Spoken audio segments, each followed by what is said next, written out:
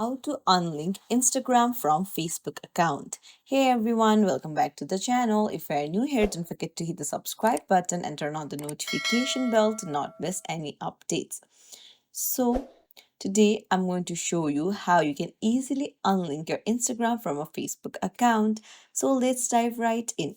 First things first, open up your Instagram app and then go to your profile icon on the bottom right. Then tap on the three lines on the top right. Tap on Account Center,